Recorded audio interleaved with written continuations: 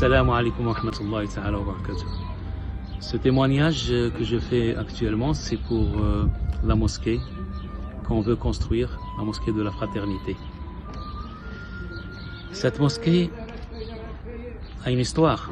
Dans les années 80, 1983-84, on faisait la prière dans un appartement. On était serré, très serré, comme dans une boîte de sardines. On a soumis l'affaire à la mairie de Strasbourg et nous a accordé ce préfabriqué. Actuellement, il ne suffit pas. Aujourd'hui, comme vous voyez, le ciel est gris. Il a plu pendant le prêche du vendredi. J'avais remplacé mon frère Saleh, le imam. Et quand je regardais par la fenêtre, je voyais les gens qui priaient, les gens qui écoutaient le discours du vendredi sous la pluie. C'était une image déchirante. Cette mosquée, elle a beaucoup de rôles.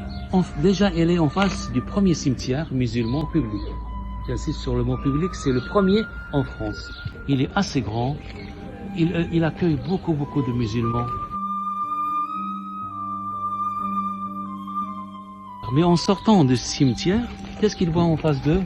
Ils trouvent refuge dans cette mosquée où on leur apporte soutien, apaisement. Ils se ressourcent, ils sont plus forts, ils peuvent supporter la douleur.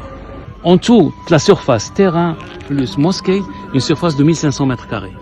Et la construction, ça serait dans les 700 mètres carrés. Où il y aurait une salle de prière pour les hommes, une salle de prière pour les femmes et une salle de conférence. Actuellement, on se réunit dans un jardin qui s'appelle jardin interreligieux. Toutes les religions, les rabbins, les prêtres, les imams, tous on se réunit pour parler des problèmes des jeunes, pour parler des choses en commun, qu'on a en commun. Et ça fait un pas en avant. Et là, on peut les inviter chez nous, dans la mosquée. Il y aurait une grande salle pour ça. Et aussi, la mosquée, ça va réunir beaucoup de jeunes qui sont un peu perdus. Vous savez, n'importe quel petit vent, il peut les ramener. Mais heureusement, on a un grand imam Saleh, qui a étudié dans le Medina al-Munawwara.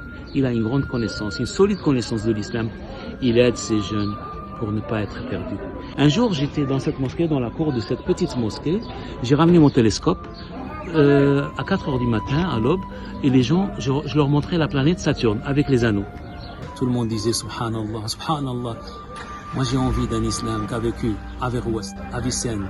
Un islam riche de science, de connaissances, de savoir, de création, de paix et de prospérité. Un islam d'amour et de partage, d'humanité. Actuellement, on a vraiment besoin de cette mosquée. Donnez fi sabilillah. Donnez, que vous soyez musulmans, chrétiens ou juifs. Ce don-là, vous le retrouvez.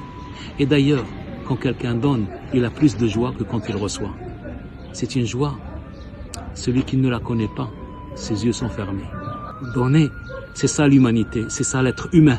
Il est humain, c'est pas parce qu'il pense qu'à lui, c'est parce qu'il partage avec les autres.